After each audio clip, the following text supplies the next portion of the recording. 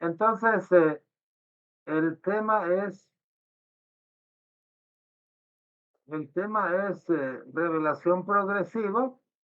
Ya en la sexta semana consecutiva que hablamos de este tema se presta para todos los aspectos de la religión.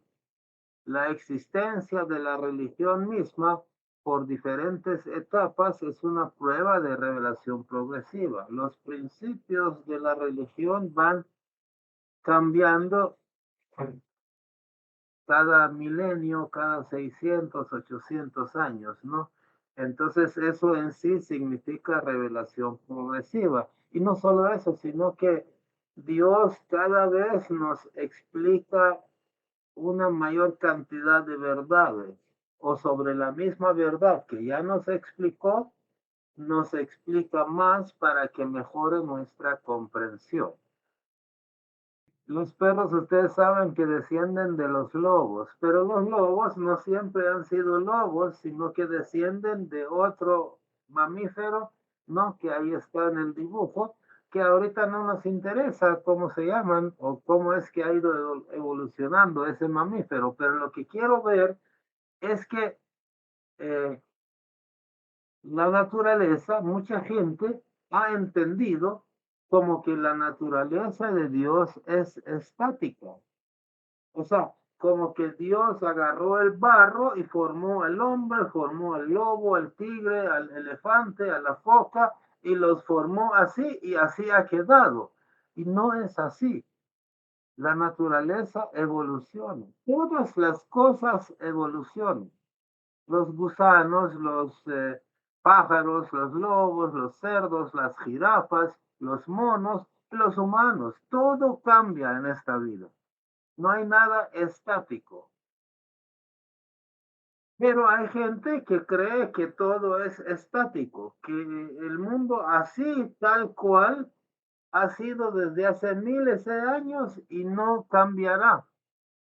O que las cosas esenciales no van a cambiar nunca.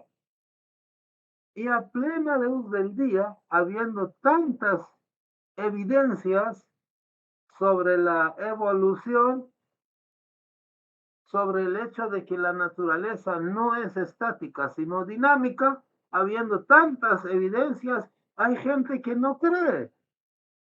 Por ejemplo, hay gente que cree que la Tierra es plana y no es redonda. No sé de dónde han sacado eso. Si la naturaleza fuera estática, o sea, si se estancara como un pantano, se pudre, ¿no? La naturaleza tiene que renovarse. ¿Acaso la fe de Dios evoluciona y es cada vez presenta un cuadro mayor o es estática y se estanca como un pantano? Entonces el pantano se pudre. En el pantano el agua se pudre, se llena de fango, de bacterias y de malezas y se pudre. La revelación de Dios es dinámica y progresiva, corre hacia adelante, como el agua del río que corre, ¿no? Evoluciona, como la naturaleza, va hacia la perfección. No es que Dios evoluciona, no, Dios no evoluciona.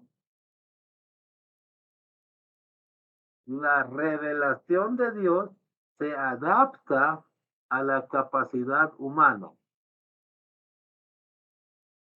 Y la revelación de Dios también sirve como un empuje para el desarrollo humano. Por ejemplo, Dios una vez mandó a Moisés, quien trajo la ley judía, ¿no? Dios mandó a Moisés, quien nos trajo la ley judía.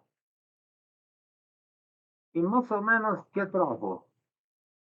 No es que vamos a ponernos a analizar todas las leyes que trajo Moisés, pero unas cuantas, ¿no? Que son conocidas por todos. Por ejemplo, Moisés enseñó el monoteísmo, o sea, que hay un solo Dios. Obviamente, antes de Moisés, Abraham, por ejemplo, también había enseñado ese concepto. Y precisamente esa es revelación progresiva. Cuando vino Abraham, todos eran idólatras. Todo el pueblo ahí eran idólatras. A Abraham casi le cuesta la vida, ¿no? Lo iban a matar por estar diciendo que Dios es uno. Pero ya cuando vino Moisés, ya fue más fácil, ¿no? Y esa es revelación progresiva, ¿no? Que Abraham hizo una parte, Moisés otra parte, Jesús otra, Mahoma y así, ¿no? No es que ellos sean competidores entre sí, no es que Jesús y Moisés sean como competencia, como diferentes empresas que ofrecen lo mismo. No es así. Ellos dos son parte de la misma empresa, del mismo colegio, la misma universidad. Entonces Moisés enseñó la unidad de Dios, ¿no? Que hay un solo Dios y lo llamó Dios de Israel. Ahora hay un montón de especulaciones sobre cómo debe llamarse Dios, Yahvé, Jehová o Dios o qué, ¿no? Pero eso es otro tema. No nos vamos a meter a poner nombre a Dios. También Moisés reveló la Torá como palabra de Dios en ese momento, ¿no?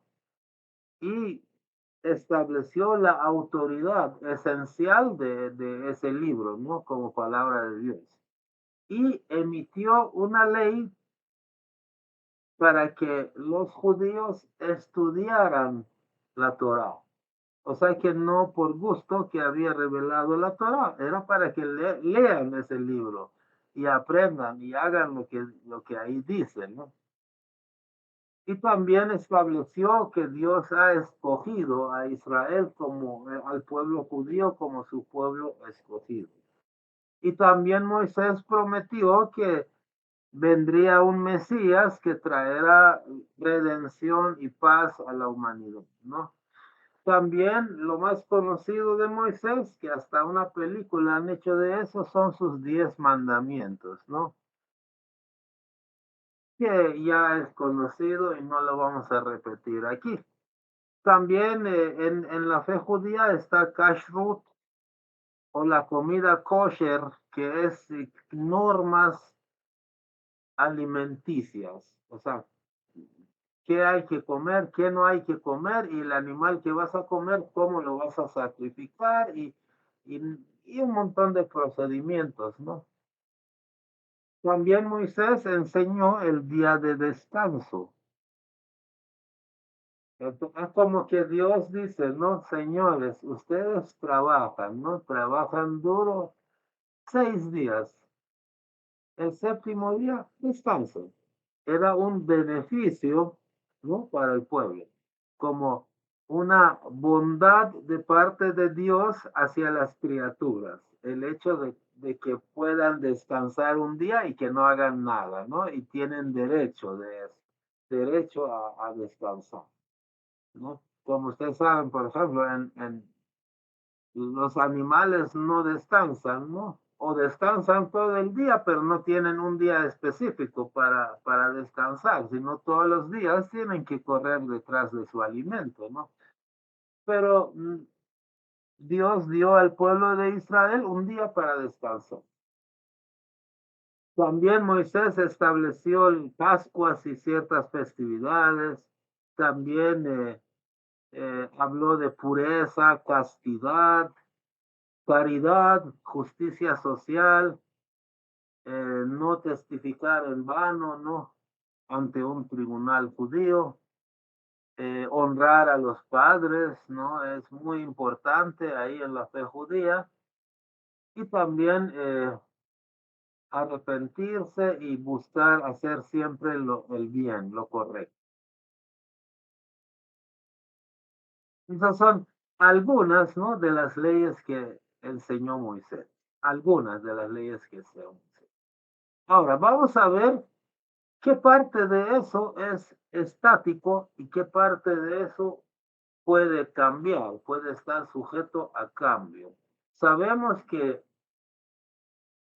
un día de estos vamos a tener también un programa sobre esto, ¿no? Que por ejemplo, Dios nunca cambia, así como el sol, ¿no? El sol no cambia,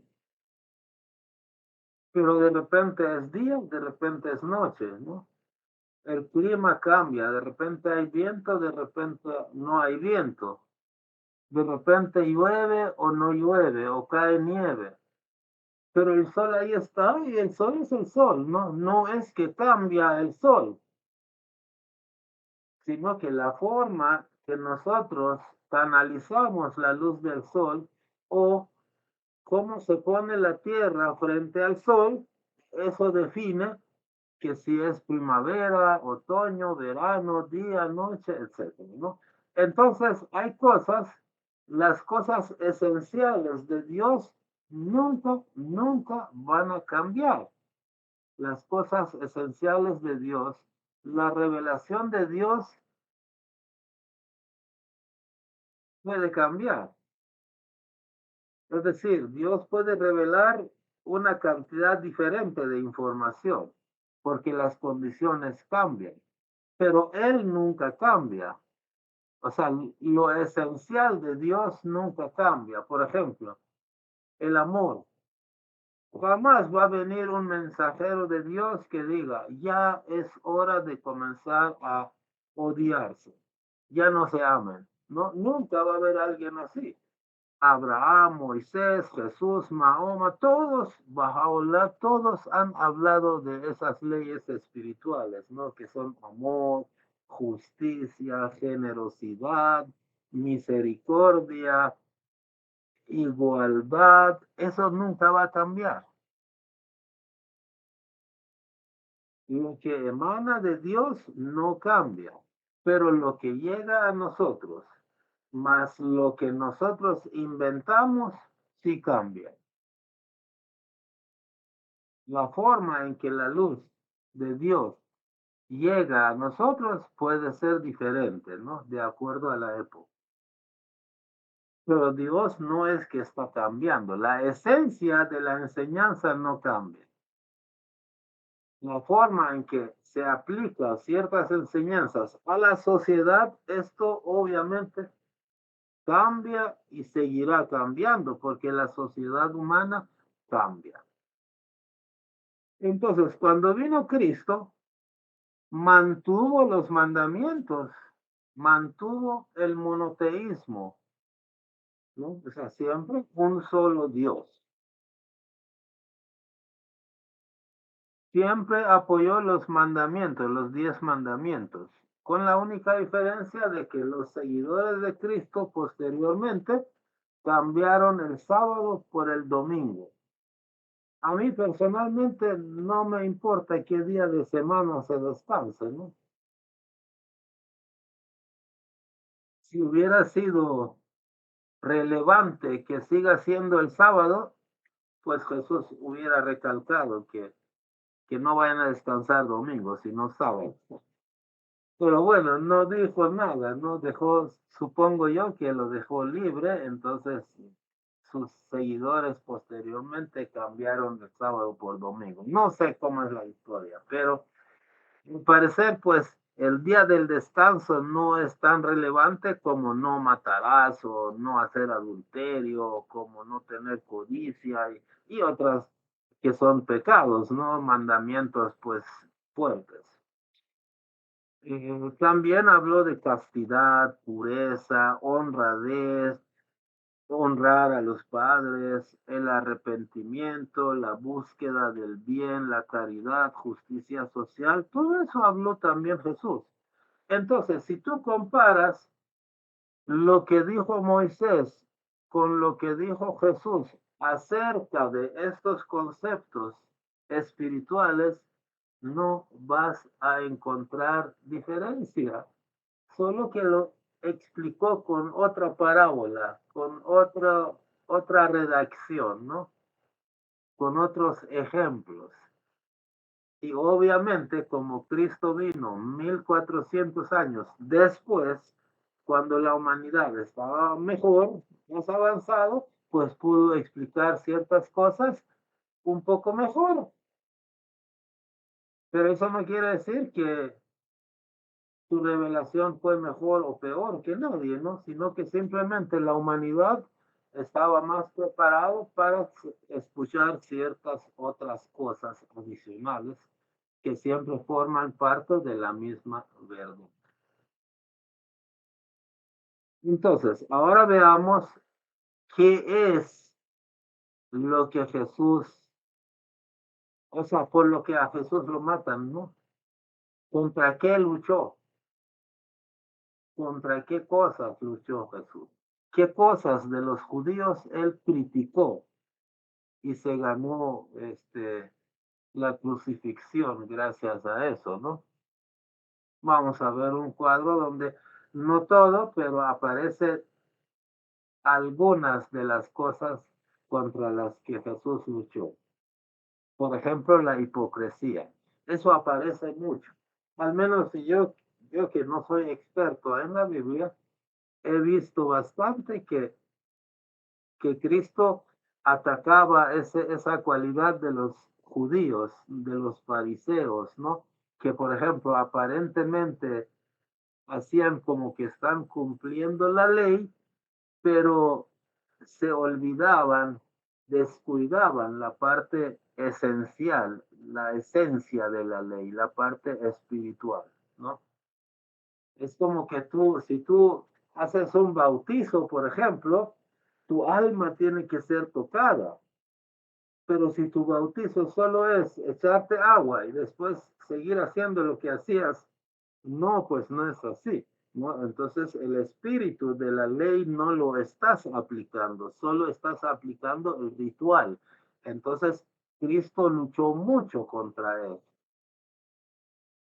O por ejemplo, otra cosa que con Moisés había dicho que lean la Torá, entonces los judíos leían y leían y leían como borregos sin entender nada, ¿no? El Bab y Bahá'u'lláh también lucharon contra eso de estar leyendo y leyendo y leyendo sin entender lo que están leyendo o sin aplicar lo que están leyendo. Sí, Moisés dijo, lean la Torá para entender y aplicar, ¿no? Pero no, solo leían y creían que con la lectura ya estaban a salvo, ¿no? Y no es así. O por ejemplo, los fariseos anteponían sus tradiciones, o sea, las tradiciones que ellos mismos habían creado a la ley de Dios. Es decir, Dios manda una ley, pero viene el hombre, vienen los sacerdotes, los rabinos, y alrededor de esa ley ponen como regulaciones, reglamentaciones, ya eso es invento de ellos, es algo adicional. Pero los fariseos daban más importancia a esas tradiciones que a la ley en sí. O por ejemplo, también luchó contra el legalismo excesivo, ¿no? Es decir, centrarse en cosas muy superficiales y externas y rituales más que en la esencia espiritual de la ley que había dejado Moisés. Otra cosa contra lo que luchó Jesús es exagerar el día del descanso, el sábado, ¿no? Él decía, hacía ver que el día del descanso es una bondad de Dios hacia el pueblo, es un beneficio, es una prestación para tu tranquilidad, para tu descanso, para tu comodidad y para tu bienestar. Es una bendición, un beneficio, una prestación. Y los señores rabinos habían convertido el día del descanso en un calvario, o sea, en una cosa tan rígida. No sé si ustedes sabían, yo viví en Irán, donde había una minoría judía, y ellos no encendían a veces ni el foco el día sábado. No encendían la cocina de gas, ¿no? No la encendían el sábado por guardar el día del descanso. Por Dios, no era para eso la ley que emitió Moisés, era para la tranquilidad de la gente, para el beneficio de la gente que descansaran ese día. No es que no comieran porque no pueden cocinar. Nosotros donde vivía, yo hace como 50 años, cuando yo tenía, no sé, de 15 años, eh, ya le voy a dejar hablar, Walter. Hace 50 años, ¿no? Yo estaba allá en Irán, estaba jugando pelota y de repente era sábado, ¿no? Era sábado. Y de repente una señora, una vecina que era judía, me llamó, ¿no? Y ni me conocía, sino que solo sabía tal vez que éramos vecinos, pero no éramos así, amigos íntimos. Me llamó y me pidió un favor, que entrara a su casa, entrara a la cocina y le haga el favor de encenderle la cocina, porque ella como judía no podía hacer eso. ¿Qué sentido tiene no encender la cocina? Moisés, no creo. Dudo seriamente que Moisés haya dicho algo que se haya entendido de esa manera. Es el invento de ellos, ¿no? Ahora, quiero que leamos esto. ¿Quién me puede hacer el favor de leer? Porque yo tengo problema de vista. Yo leo, Vaya, gracias. Es un pasaje bíblico. cuando ayunéis, no seáis austeros como los hipócritas, porque ellos demudan sus rostros para mostrar a los hombres que ayunan. De cierto os digo que ya tienen su recompensa, pero tú, cuando ayunes, unge tu cabeza y lava tu rostro, para no mostrar a los hombres que ayunas, sino a tu Padre que está en secreto. Y tu Padre que ve en lo secreto te recompensará en público. Mateo 6, 16, 18. Obviamente leímos, ¿no? El pasaje bíblico donde Jesús está, digamos, criticando el hecho de que algunos judíos, a través de señales en su rostro, en su cuerpo, hacían ver que están en ayuno y penitencia. ¿No? Esa es una de las cosas que Jesús criticaba mucho, ¿no? El hecho de ser hipócritas, ¿no? Es decir, mostrar una cara, pero por dentro estar podrido. Entonces, el miércoles ceniza, que fue la semana pasada, el miércoles pasado, hace 6 días, siempre leen este pasaje bíblico, ¿no? Digamos como inicio de cuaresma y periodo de penitencia, leen esto que dijo Jesús. Pero lo irónico es que los propios cristianos, seguidores de Cristo, quien criticó hacer señales para demostrar que está en penitencia, ellos mismos se ponen una cruz en su frente para que todo el género humano sepa que está en penitencia y hasta publican en redes sociales, ¿no? Entonces, 2000 años después, lo que Jesús criticó, hoy lo están aplicando sus propios seguidores. Y lo gracioso es que durante la misa toda la gente está bien atenta, durante el culto todos están atentos, respetando y poniéndose la ceniza, pero dan la vuelta y salen y vuelven a hablar, a hacer chistes, a hablar groserías, hacer chambre, chisme, hablar, hacer daño entre sí. Es decir, regresó, ¿no? Pero bueno, regresando a la época de Cristo, entonces él luchó contra esas hipocresías, ¿no? Pero no es que luchó contra la ley de Moisés. Ahora, no sé si Walter como que había levantado la mano. Walter, ¿quería decir algo? Sí, sí, cuando yo la levanté es porque tú estabas diciendo que cosas raras que hacen ellos durante el día de descanso. Y yo tengo un sobrino que vive en Nueva York y él hace entregas de camas nuevas. Y entonces me dice que a veces la lleva a judíos, a veces, ¿verdad? Las camas y ellos no quieren tocar el dinero, que ahí lo tienen, ya lo han dejado desde un día antes en un lugar para cuando lleven la cama, la entran, pero él no les quiere dar con su mano el dinero a ellos. Ahí agárrenlo, ahí está. Lo dejan desde un día antes para el pago de la cama. Gracias por el ejemplo, ¿no? Y eso sí no lo había oído yo, pero Él eh, me lo contó porque miraba raro esa gente, ¿verdad? Pero él entrega camas aquí a los clientes y como allá están todas las razas, ¿verdad? Y me contó algo que le llamó la atención fue de los judíos que no le reciben, ahí dejan el dinero desde un día antes, cuando ya llevan la cama, la colocan ahí, pero ellos no tocan la cama, solo ponen ahí los que la entregan y les dejan listo el dinero y la propina, y ahí lo agarra. o sea, ¿qué diferencia hace?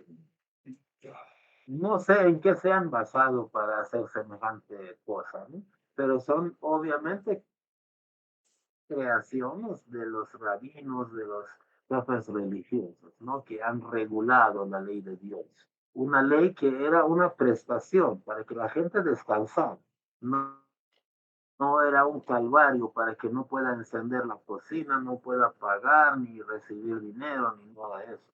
Absolutamente, pero entendieron mal, ¿no? Entonces vino, pues precisamente para eso es la revelación. La religión anterior emitió una serie de leyes, entonces después de años, después de cientos de años, la gente se le olvida la esencia, el espíritu de esa ley y comienza a inventar e imaginar cosas, reglamentar las leyes de una manera que no está originalmente dicho de esa manera, ¿no? Entonces, precisamente por eso aparece otro, por ejemplo, Jesús, ¿no?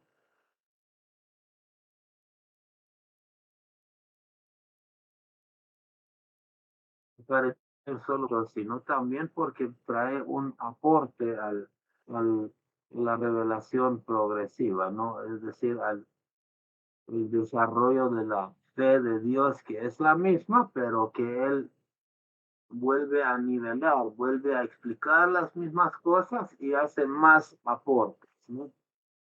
Por ejemplo, Jesús trajo, siempre confirmó la vigencia del Antiguo Testamento y todo lo que había dicho Moisés, más lo que dijeron los profetas, pero le agregó los evangelios, ¿no? Que obviamente Jesús no fue el que escribió eso, sino que él simplemente vivió el ejemplo, la vida, hizo sus milagros, curó enfermos, habló y contó cosas y los evangelistas después escribieron esto y formaron lo que es el Nuevo Testamento, no los evangelios, que creemos que es de origen divino porque son los hechos y las palabras de Jesús, un enviado de Dios.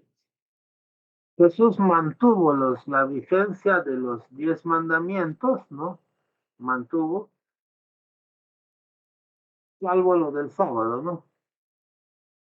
Jesús también enseñó a amar al prójimo como a uno mismo. Ven qué bonito, ¿no? Amar al prójimo como a uno mismo. Jesús también enseñó a difundir las enseñanzas a otras naciones. Es decir, que sus discípulos se levanten y vayan a otro pueblo y enseñar la fe cristiana a ese otro pueblo, ¿no? Eh, También perdonar a los demás como Dios nos perdona a nosotros, ¿no? Y Jesús, especialmente en el Sermón de la Montaña, ¿no? Supongo que habrán oído sobre ese sermón o incluso habrán leído, ¿no? De qué se trata y qué cosas dijo. En ese sermón, él dio también ciertos códigos, ciertas claves, ciertas enseñanzas, como las bienaventuranzas, como a ser humildes, misericordiosos, como llamado a la pureza, a la justicia, o les dijo a los seguidores que tenían que ser como sal de la tierra o como la luz del mundo, ¿no? Y tienen que tratar de influir positivamente sobre los demás a través del ejemplo, no solo con palabras como lo hacían en ese momento los judíos probablemente. Enseñó sobre la reconciliación, prohibió el asesinato, pureza, prohibición de cosas como adulterio y otras cosas.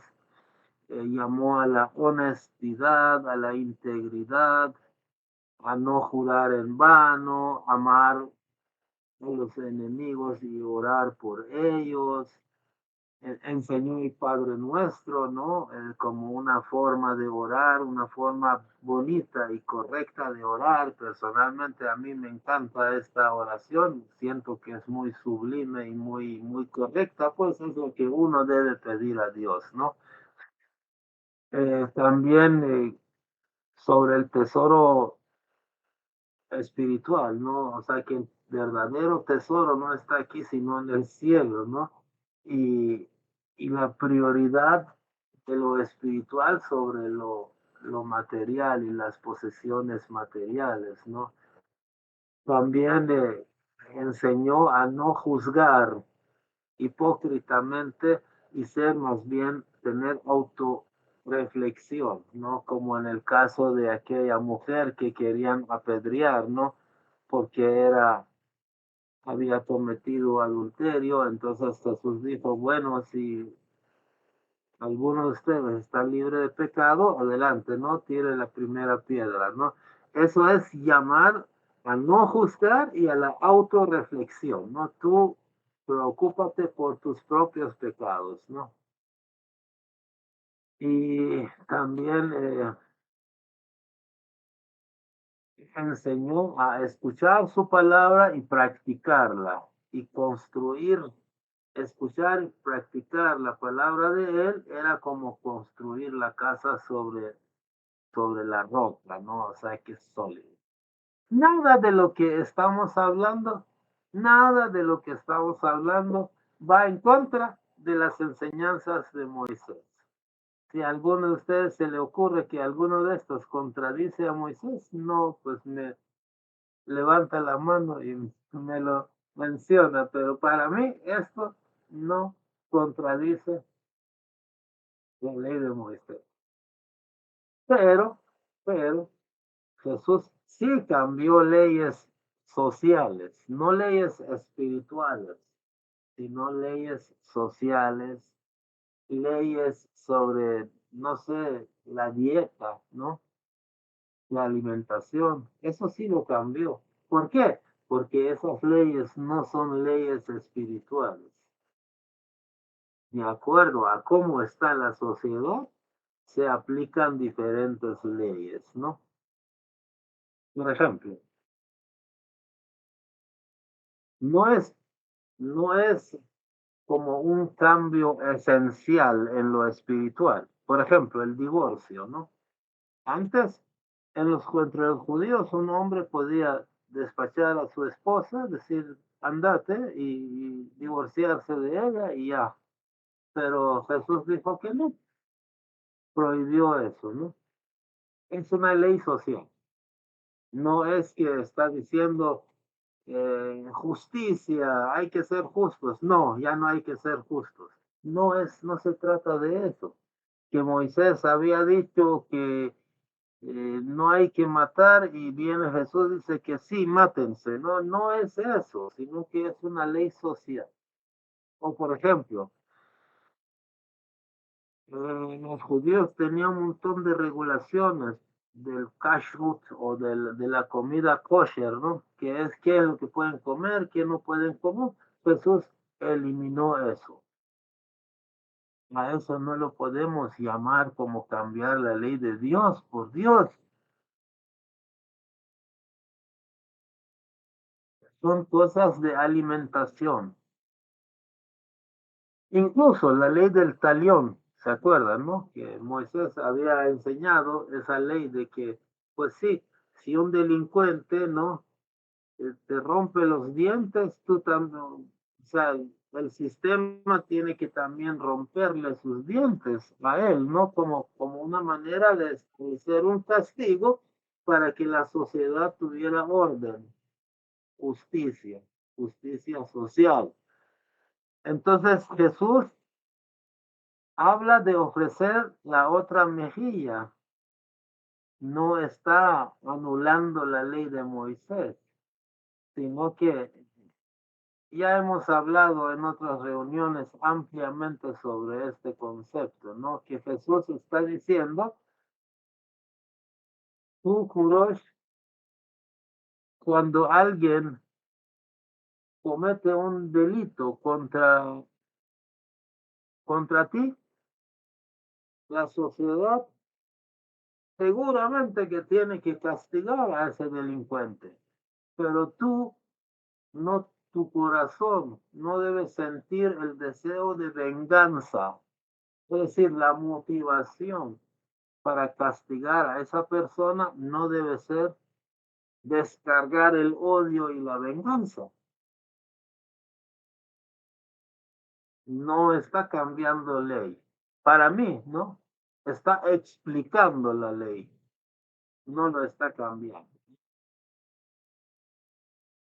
Entonces, esas, digamos, aquellas cosas, es un ejemplo, ¿no? De dos o tres cosas que Jesús pudo haber cambiado, pero son cuestiones sociales.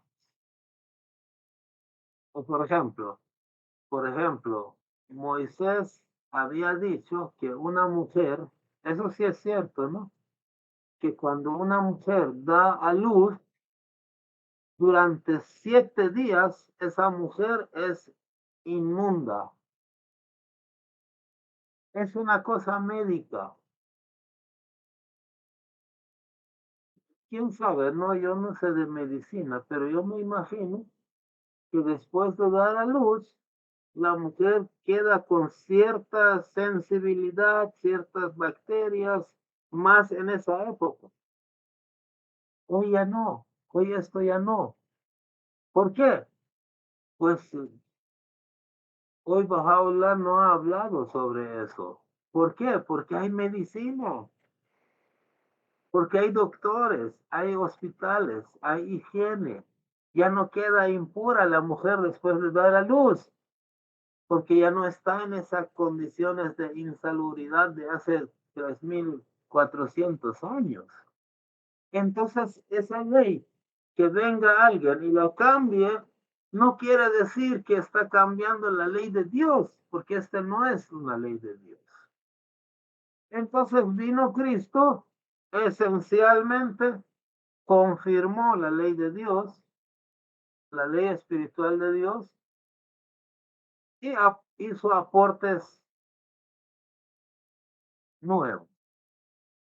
Pero ahora se va Jesús y quienes toman el control, los seguidores de Jesús, y comienza a surgir una estructura sacerdotal, etcétera, ¿no? Entonces ellos comienzan a tejer una serie de adornos alrededor de lo que Jesús había traído. Por ejemplo, Trinidad. Ustedes pueden buscar la Biblia y en la Biblia no aparece la palabra Trinidad.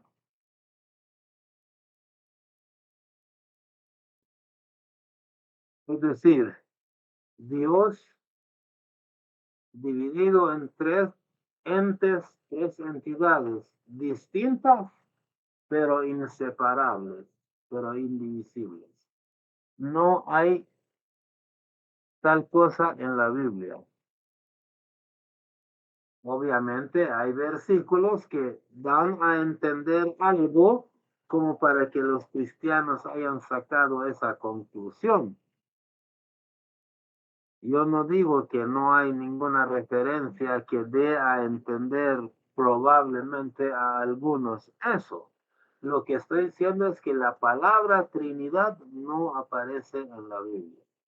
O sea, no está explicado de esa manera, como tres entidades distintas pero indivisibles. Por ejemplo, la encarnación de Dios en Jesús. En la reunión anterior estuvimos hablando sobre el Espíritu Santo ampliamente, ¿no? Tal vez volvamos a tocar más adelante este tema del Espíritu Santo con mayor detalle, pero como resumen, decíamos de que Dios es como el sol. Entonces el mensajero de Dios es como el espejo. ¿Y cómo llega la gracia del sol al espejo? A través de sus rayos, ¿no? Entonces ahí tenemos Dios, Espíritu Santo y el Hijo o el profeta, el mensajero, ¿no? Pero ahí solo Dios existe. No es que el rayo y el espejo también sean otros dos dioses. Y por ejemplo, si tú ves el reflejo del sol en el espejo, ¿acaso el sol se ha encarnado en el espejo? No, solo se refleja. O sea, no es que Dios ha bajado y se ha metido dentro del espejo. Pero eso es lo que el cristianismo mayormente cree, ¿no?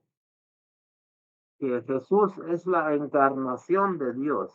Es decir, Dios en su altura de gloria, que está mucho más allá de nuestra comprensión y nuestro alcance, ha bajado y se ha metido en el cuerpo de Jesús, en el espíritu de Jesús, ¿no? Estos son conceptos creados por los seguidores de Cristo con el tiempo. Obviamente hay versículos que al interpretarlas de cierta manera dan a entender eso, pero es interpretación de ellos. No es que Jesús explicó literalmente así. Por ejemplo, la redención y la salvación con la muerte de Jesús. Yo oí hablar a un pastor que decía que eso se llama doctrina de la seguridad de la salvación. O sea, es decir, tú crees en Jesús y estás a salvo. ¿Por qué? Porque Él murió en la cruz por tus pecados. Y no tienes que hacer nada, solo creer en Él y estás a salvo. A eso le llaman doctrina de la seguridad de la salvación. Eso también es una creencia que ha ido creándose a través del tiempo. O por ejemplo, la resurrección física de Jesús. Es decir, Jesús viene a enseñar espiritualidad. Viene a hacer ver que la vida eterna es la vida espiritual, no la vida material. Sin embargo, sus seguidores dan más importancia a su cuerpo físico. ¿Qué relevancia tiene que la carne y el hueso de una persona se levante y vaya al cielo? ¿A qué parte del cielo? ¿A cuál cielo? ¿Dónde está? Pero bueno, eso también son interpretaciones, ¿no?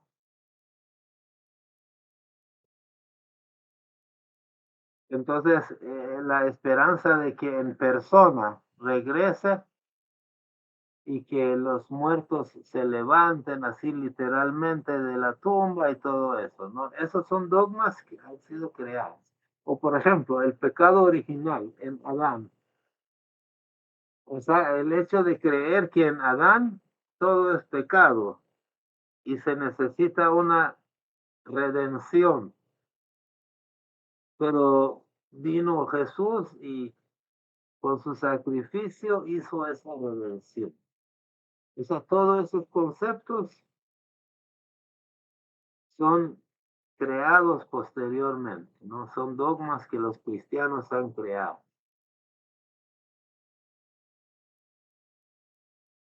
La Eucaristía, la celebración de la última cena, ¿no? En la última cena hubo una serie de sucesos y Jesús ordenó que se haga eso en su memoria, ¿no? Pero hacer eso en su memoria, los católicos lo han entendido como la misa. Yo no tengo nada en contra de la misa, pero es una forma de replicar la última cena, ¿no? Pero los evangélicos no tienen eso, ¿no? No tienen misa y celebran el culto de otra manera. Los ortodoxos, más parecido a los católicos, tal vez. Los luteranos, diferentes. Los testigos de Jehová, otro. La luz del mundo, otro. Cada quien celebra eso de una manera diferente. ¿Por qué? Porque se presta a la interpretación. Y así como Jesús se quejó en aquella época de que los judíos hacían las cosas así, rituales, materiales, y se habían olvidado del espíritu, hoy sus propios seguidores van a la misa y hacen la señal de la cruz y ya con eso están a salvo. Y el espíritu y la bondad y el buen deseo para el amigo, el compañero, y los insultos y el chisme y la calumnia, ¿eso no es importante? No, solo hacerse la cruz es importante. El bautismo, eso que no está tan clara y por eso que cada iglesia lo hace de una manera diferente. Y otra cosa es el sacerdocio. ¿En qué parte de la Biblia dice que hay obispo, arzobispo, hermano, sacerdote, nuncio? O sea, todas esas estructuras es la interpretación de los cristianos. Por eso los testigos de Jehová lo hacen de una manera, los evangélicos de otra manera, los católicos de otra manera. Y el celibato, el cura, ¿se puede casar o no se puede casar? En los católicos no se puede casar. En los evangélicos, el pastor sí se puede casar. ¿Qué quiere decir esto? Yo no estoy diciendo si debe o no debe, pero es discutible. O sea, son cosas que han creado los seguidores alrededor de la fe de Jesús.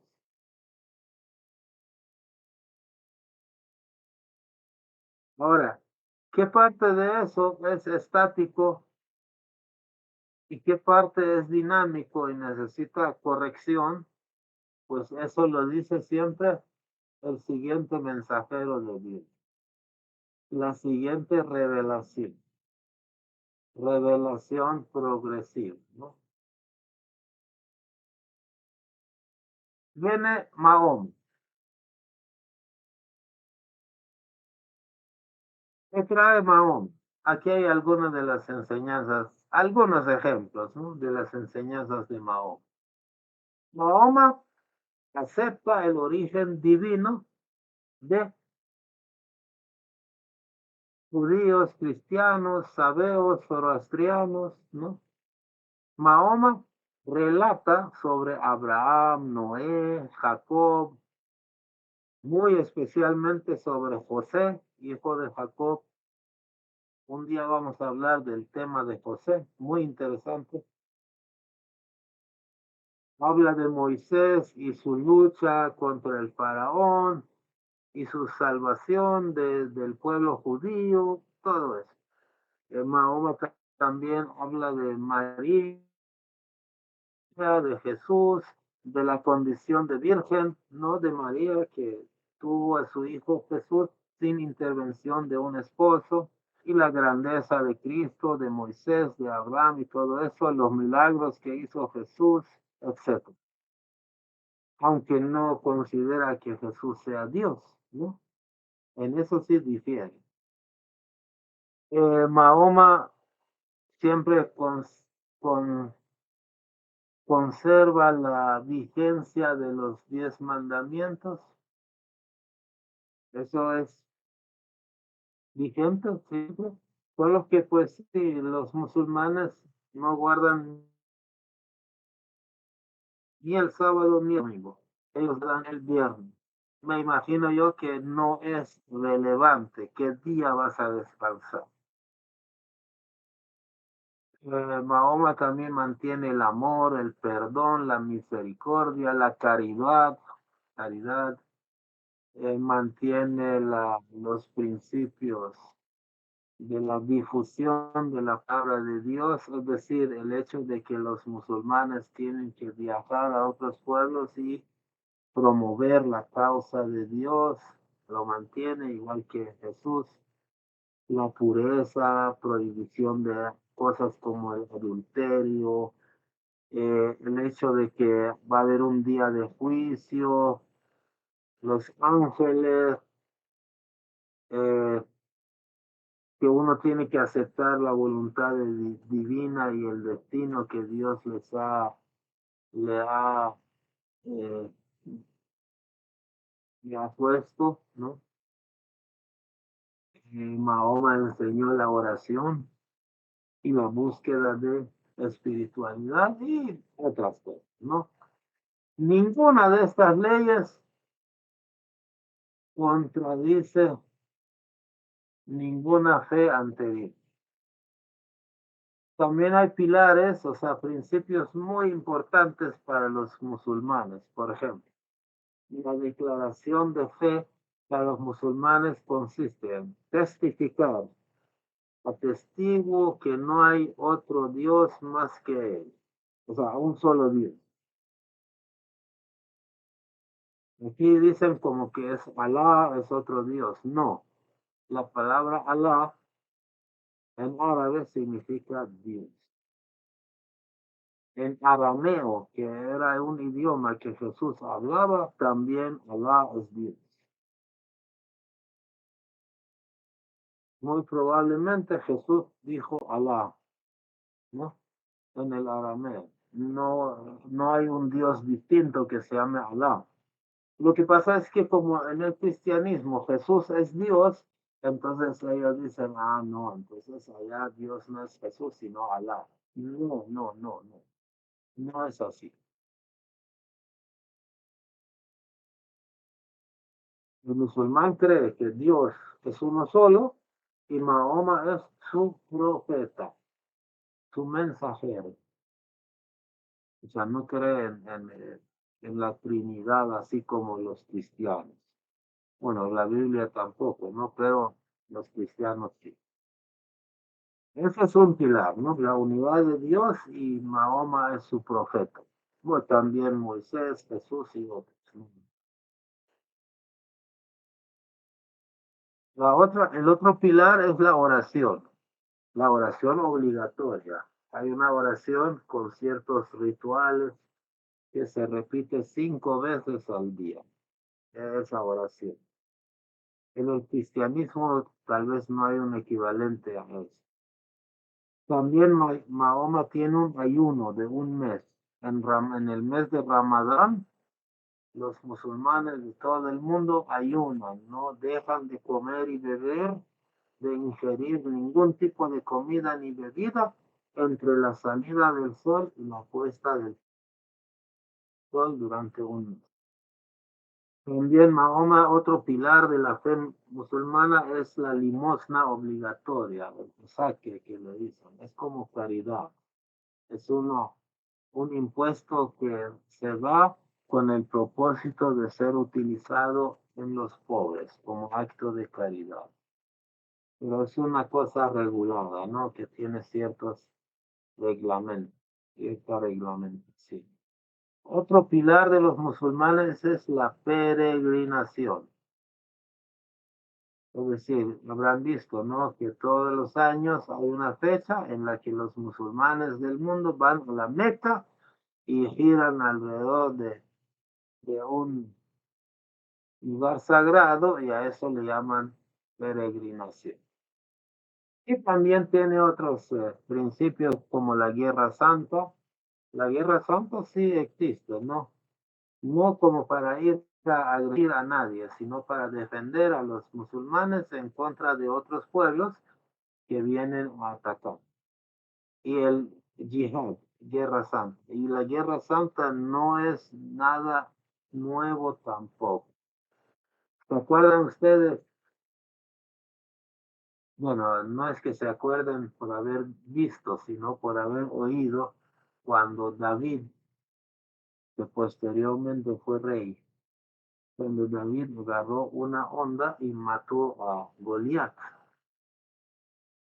Ese acto ocurrió durante el Jihad, Guerra Santa entre los judíos y los filisteos, ¿no? Entonces, eso es Guerra Santa, ¿no? Porque los judíos pelearon y se mataron entre ellos y los filisteos. Entonces, Mahoma también permite eso. Ahora, Jesús, que dijo, ofrezcan la otra mejilla, igual sus seguidores también en las cruzadas se mataron, se agarraron a balazos, a espadas con los musulmanes, católicos y protestantes, se mataron 1 millón de personas entre sí, igual, ¿no? Bueno, y así, son eh, algunos principios de la fe de Mahoma.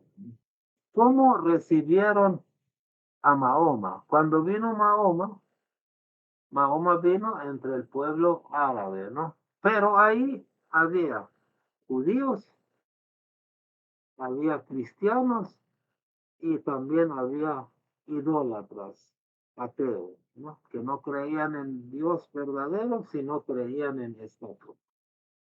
Mahoma tuvo que luchar contra todos ellos, ¿no? Los judíos ya tenían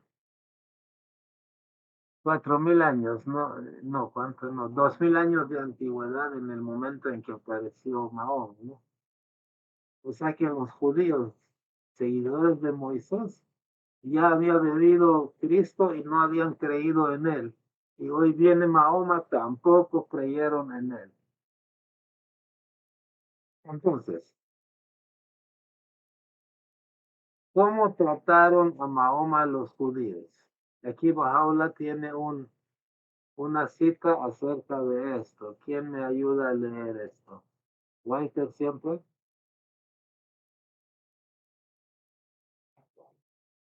Sí, cuando la esencia divina hizo que saliera el sol de Mohamed, entre los reparos que pusieron contra él los teólogos judíos era que después de Moisés ningún profeta sería enviado. Ciertamente se ha hecho mención en las escrituras a un ser quien promovería la fe de Moisés y fomentaría los intereses de su pueblo, que la ley de Moisés abarcase a toda la tierra. ¿Cómo puede imaginarse a Dios incapaz de enviar a otros mensajeros después de Moisés? Mira lo absurdo de su afirmación. ¿Cuán lejos se han apartado del sendero? Observa cómo también en este día toda esta gente se ha ocupado con tan absurdos disparates. Durante más de miles de años han estado recitando este versículo y censurando a los judíos, ignorando totalmente que ellos mismos abierta y secretamente expresan los sentimientos y creencias del pueblo judío. Bajaola.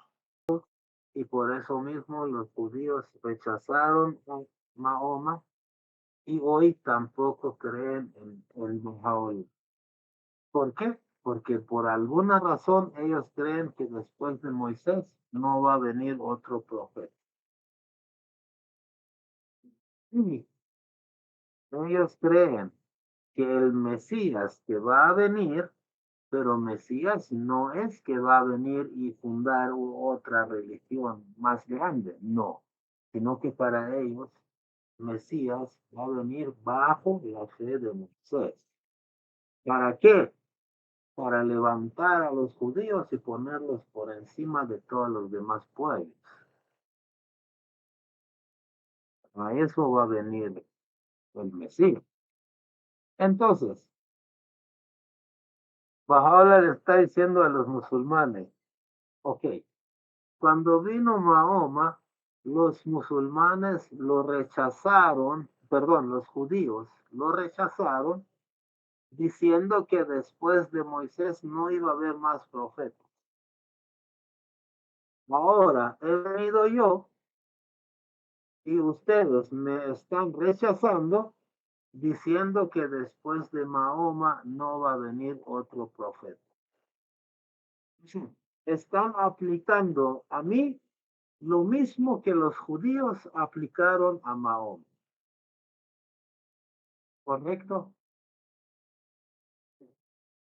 Lo mismo pudiéramos decir de los cristianos. En esta cita, Bahá'u'lláh está dirigiéndose a los musulmanes, no a los cristianos, pero supongamos que lo mismo se pudiera aplicar a ellos también. Pudiera decir, señores cristianos,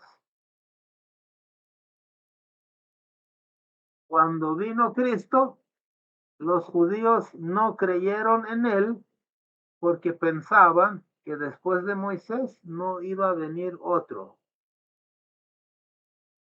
Ahora ustedes no han creído ni en Mahoma ni en el Babi Bahá'u'lláh diciendo que después de Jesús no hay otro mensaje, algo más grande. Que Jesús es la última esencia, ¿no? de Dios. Entonces, si los judíos dicen que después de Moisés ya no hay otro, los cristianos dicen que no, sí hay otro. Es Cristo, pero ya después de Cristo, más allá de Cristo, ya no hay otra cosa. Los musulmanes dicen no, Cristo tampoco es el último es Mahoma. Después de Mahoma es el sello de los profetas y no hay más. Entonces, ¿quién tiene la razón? Si todos tienen la razón, hay contradicción, ¿no? Ninguno tiene la razón. Existe la revelación progresiva. Siempre Dios ha enviado guía para la humanidad y por toditita la eternidad va a seguir enviando guía para la humanidad. Y nunca llegará un día en que ya no mande porque la palabra de hace 3.000 o 4.000 años es suficiente para el resto de la eternidad. No, no. La humanidad evoluciona. Los planetas evolucionan, los árboles evolucionan, progresan, se perfeccionan. Y la fe de Dios, que es de Dios, se va a quedar así como está, como hace 3.400 años y nunca va a cambiar. No puede ser, ¿no? Imposible. Entonces, vamos a ver, hoy la fe Bahá'í, pues más o menos, ¿qué aportes hace al desarrollo de la humanidad?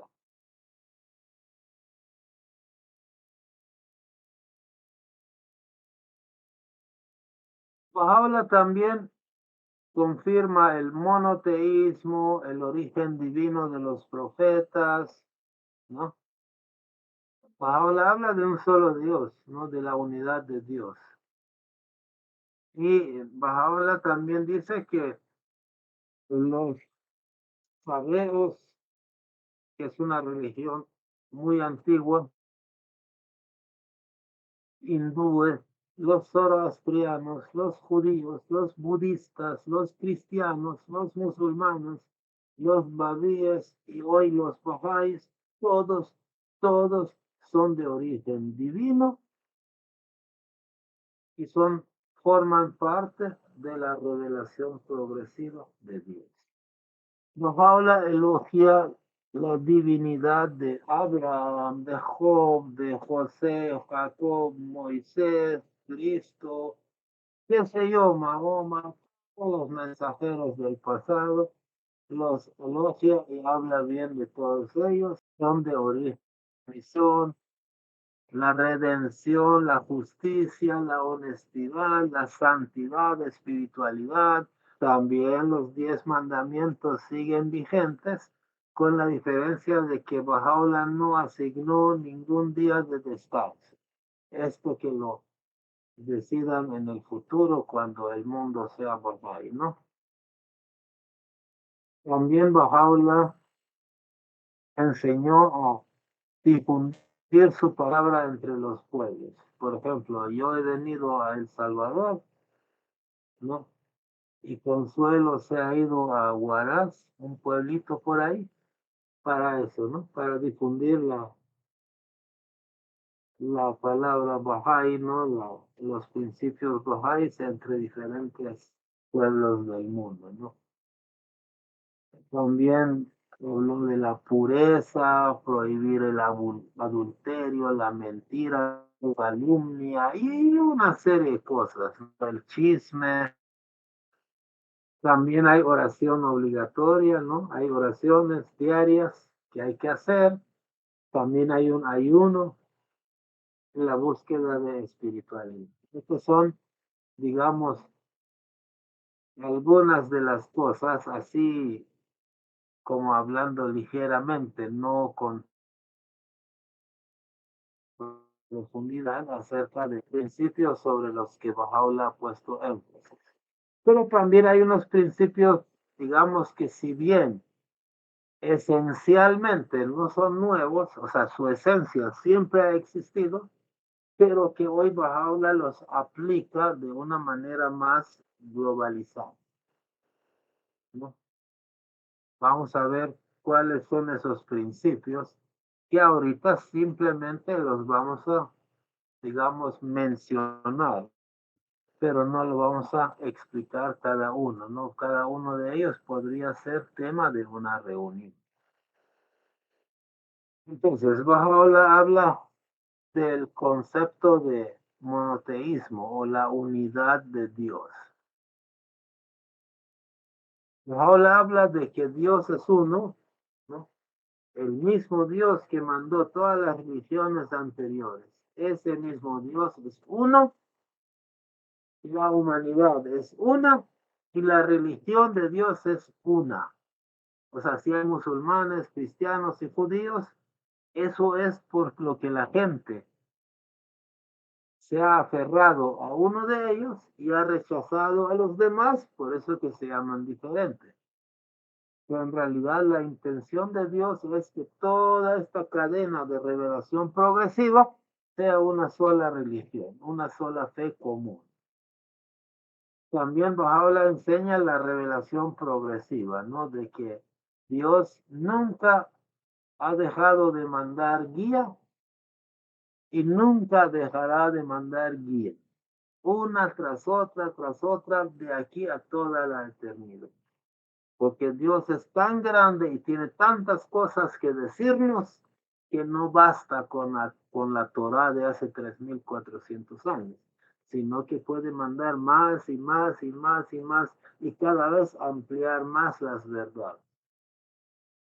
Bahá'u'lláh también tiene leyes sobre la eliminación de todo tipo de prejuicio y discriminación.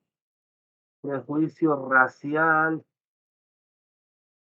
prejuicio nacional, prejuicio de clase, de ricos contra pobres y viceversa. Prejuicio religioso es lo más nefasto y peligroso. Todo eso lo prohíbe. Bahá'u'lláh dice, habla de la justicia social y económica también.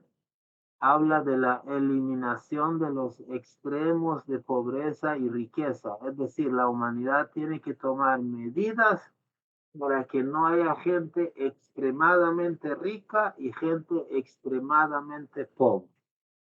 Que no que sean iguales, pero que se nivele un poquito, se corten los extremos y que la prosperidad sea para todos y no solo para 5 personas. Bahá'u'lláh también tiene la ley de educación obligatoria y universal. O sea que si yo no quiero educar a mi hijo, los gobiernos me tienen que obligar. Si tengo dinero, me sacan el dinero y mandan a educar a mi hijo. Y si no tengo dinero, lo pone la sociedad y educan a mi hijo, ¿no? Porque la educación es obligatoria, pero también universal, quiere decir para todos. Si es un hijo o una hija, con más énfasis sobre las hijas, ¿no? Con más razón, tiene que ser la educación para todos. El hijo del pobre, el hijo del rico, el hijo del judío, del musulmán, no importa. Para todos tiene que haber educación. También Bahá'u'lláh habla de igualdad de derechos y oportunidades entre el hombre y la mujer, ¿no? El hombre y la mujer deben poder hacer las mismas cosas en la sociedad, porque la sociedad humana es un pájaro, ¿no? Que tiene 2 alas. Y para volar necesita 2 alas. Si un ala está quebrado, no puede volar. Entonces la fe Bahá'í dice que de esas 2 alas, una es la mujer, la otra el hombre, ¿no? Entonces, si la humanidad no tiene a la mujer suficientemente educada y desarrollada, no va a poder avanzar igual. También Bahá'u'lláh habla sobre la paz mundial y la creación de un Tribunal Internacional de Justicia. Claro, que no vaya a ser como la ONU, ¿no? Que es un elefante blanco, que nadie le hace caso y que tiene en su agenda intereses oscuros. Habla de un equivalente de la ONU, pero que funcione, ¿no? Que realmente ponga justicia y arbitre las cuestiones entre países internacionales. También Bahá'u'lláh habla de que la ciencia y la religión no se contradicen. O sea, la religión debe estar de acuerdo con la lógica, con la ciencia, con la razón, que no debe ser superstición, sino una fe basada en lógica. Es decir, yo acepto a Bahá'u'lláh porque yo encuentro que sus enseñanzas son lógicas, sus interpretaciones de cómo concebir el mundo son interpretaciones lógicas, son explicaciones lógicas y razonables. No porque me dice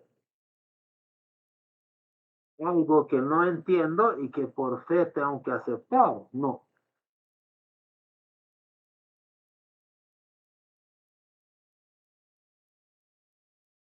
También que la religión no debe ser causa de guerra y odio y prejuicio. La religión debe ser causa de amor y armonía. O sea, yo, por ser Bahá'í, no debo odiar al musulmán. Por más que me molesten, yo no los debo odiar, no debo tener mal sentimiento hacia el cristiano, el judío, porque es de otra religión. Porque la fe Bahá'í me enseña a amar, pero no me enseña a amar solo a los bahá'ís, me enseña a amar a la humanidad. Entonces mi religión debe ser causa de amor y armonía. Muchas guerras ha habido por diferencias religiosas. Hace 2000 años Jesús dijo, amar al prójimo como a uno mismo, que si te golpean en una mejilla, ofrecer la otra mejilla y todo eso. Pero 1500 años, 2000 años, casi no sé cuántos años después, hubo una guerra entre católicos y protestantes, o sea, ambos seguidores de ese Cristo que dijo amar al prójimo como a uno mismo, cristianos católicos y cristianos protestantes se mataron 1 millón entre sí, ¿no? Eso lo prohíbe Bahá'u'lláh. También Bahá'u'lláh habla de un sistema monetario mundial, ¿no? Así como Europa adoptó euro, pues el mundo que adopte en el futuro una moneda.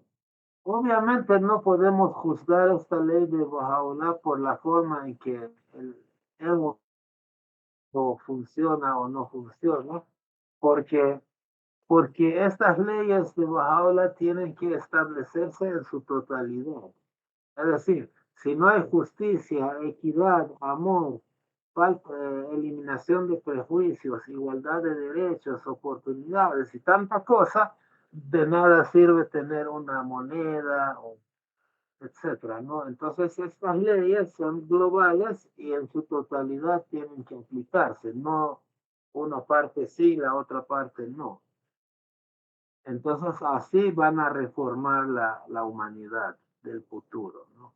Y también Bahá'u'lláh habla de un idioma auxiliar universal, es decir, aquí hablamos español